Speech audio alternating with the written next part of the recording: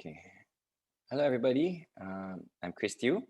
I am a former professional basketball player, and I started playing basketball at the age of 7. I played 5 years in college for the Ateneo de Manila University, and thereafter I played 10 years professionally, 4 years of which I played in the national team. And 6 years I played in the PBA, Philippine Basketball Association, a pro league in the Philippines. Um, for a team called the Rain or Shine. So I retired 2 years ago, and now I am an entrepreneur and father of two daughters. Um, okay, so today I'll talk a little bit about my experiences through sport and why I would encourage, advocate sport especially amongst the youth, and also for parents and why they should encourage their kids to get into sport. So like what I said, I'm thankful that God has brought basketball to my life at the early age of 7, thanks to my parents who really exposed me to the sport by playing just very casually in the park with family, with their cousins, and to watching NBA at the time on TV. There was nothing uh, really other than basketball to watch. I became really passionate and crazy about it and started to play it even more. Um, and I'm thankful again because I believe that who I am today is largely because of the sport and what I've learned from it through how many years of my life, practically my whole life. I'm 35 years old now. I've started at 7, so 28 years of playing. And Yeah, so today I'll talk a little bit about like what I said, my experiences and why I believe sports creates or can create champions in life because of the experiences of winning and losing. Um, and like I said, I really advocate sport, especially amongst the youth, because of the qualities and the virtues that can be learned from it, that we don't necessarily learn in the classrooms or at home. Um, these values, virtues, we know already. I'll name a few of them: discipline, sacrifice, humility, perseverance, courage, teamwork, integrity. All these qualities we know we need in order to go out in the game called life. And sports is a metaphor of life. I always say a great simulation of what it's like out there. Discipline. Let's talk about discipline very briefly. Uh, Sport gives us an opportunity to develop discipline, especially playing in a team sport. We need to be punctual all the time. We need, as a student athlete, we need to fulfill our responsibilities and obligations both as a student and athlete, submitting homeworks and projects before deadline, even if we're swamped with trainings and we're physically and emotionally tired. Getting up for training early in the morning, even if we don't feel like it and we're just feeling lethargic. Making sacrifices, not going out with friends on because you have a competition the next day, or just making sure you get enough rest so you're physically fit. Um, uh, if we have a goal or an objective, such as winning a certain competition or being champion in a sport, then it sort of allows us to develop that discipline, and where hopefully it becomes a habit as we go along in life. Second, humility, like Jesus would always remind us, is to be humble and to be servant leaders. For example, this world, whether we like it or not, celebrates and recognizes individual accolades, championships, MVP awards, scoring titles for basketball.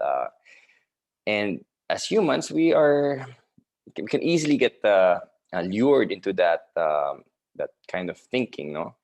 Um, but that's why it is very important to have good mentors, coaches, parents to to give proper guidance on how to behave um, when we win, you know, and similarly when we lose, you know, how do we handle defeat?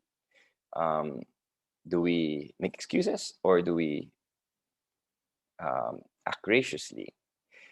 Next would be perseverance. You know, again, another very important um, quality that needs to be developed, especially amongst the youth, I believe, where in this instantaneous world, things are um, easily within our um, grasp. Uh, and, you know, in sport, we lose several times. We go through failure, we go through injuries and struggles individually and as a team. But the question is, what do we do? How do we handle it? Do we um, make 100 excuses? It's easy to make excuses. Do we blame other people? Or do we dig deep and look really, what could I have done better? Uh, and and then rising above the occasion. So again, through sport, there'll be many moments of this where you can sort of practice on how becoming persevering um, and patient also, not being patient in achieving your goals. You will lose many more times before you actually win, or maybe never even win. Courage. Many times we like to stay in our comfort zones, but again, through sport, we go beyond what we even think we could do sometimes. No, teamwork. Life is all about working with teams. We through sport, through a team sport more so, we learn to um, play our different roles as a leader, as a star player, as a role player, and do that role to the best of our abilities in order for the team to reach its goal. Integrity, you know, would be when we don't do shortcuts or we are completely honest with ourselves or with our teammates, even when nobody's looking. You know, playing by the rules, for example. And these are some of the virtues and qualities that you know um, I believe are important for individuals to be able to go out to life and to you know to be able to live life to the fullest. And that's the beauty of sports, no? So we get a chance to develop these qualities which practiced habitually eventually becomes a virtue, no? So and at the same time, what's so beautiful about the sport is that with all these difficulties and struggles and sacrifices and losing, we when we finally win that and reach our goal, that feeling of triumph and success is just so exhilarating and so um, so joyful. You know, I don't even know I have the right words to describe it, but you know, if you would ask me, or even if you would ask um, other athletes, I would, what is your most memorable moment in life? If you ask me, aside from marrying my wife and seeing my child delivered to this world, it would have to be winning that basketball championship for my college team, Ateneo, and the national team. And I can, it's been so many years, but I can still remember those memories so vividly and the feeling of winning. Um, so yeah, in 2008, when I was playing for Ateneo as in my senior year, that was my last year. And before that, we were losing. We had not won a championship in my prior 4 years, and with many heartbreaking uh, defeats. There was so much pressure from the fans and the alumni, and you could feel their disappointment and how close we would get. But finally, after all the sacrifices and just persevering and learning from the past, we finally won the championship in 2008 to the joy of the whole community um, and national television. And it was sweeter, even sweeter, because we won it against our arch rivals, LaSalle. Um, So that has to be, one of the highlights of my life. All right. So we talked about the joys of winning and the qualities needed to be a champion, no? Or a winner. Now let's talk about what I believe is equally, or if not more important, no, the losing part, uh, and which I feel is extremely relevant today.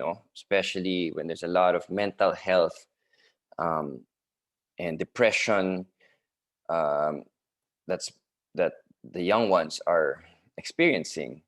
In sports, you learn to lose, and you lose many times, from small defeats in training to small tournaments to big defeats, championship games in college, professional, or even international games. And I've had my fair share of defeats, um, at all levels, and it's definitely taught me so many things. No, my wife would tell me that I'm so lucky that I didn't have to go through uh, heartbreaks in relationship, because I didn't have any other girlfriend except for her, and then who's now my wife, right? But I said, actually, I may not have experienced heartbreaks in relationships, but on the basketball court, I've experienced many, many more. And I don't know if it's more painful, but I would think it would be the same, or maybe even worse, because it is heartbreaking, and it takes weeks and months to get over it, even years. And these defeats are also so vivid still, in my mind.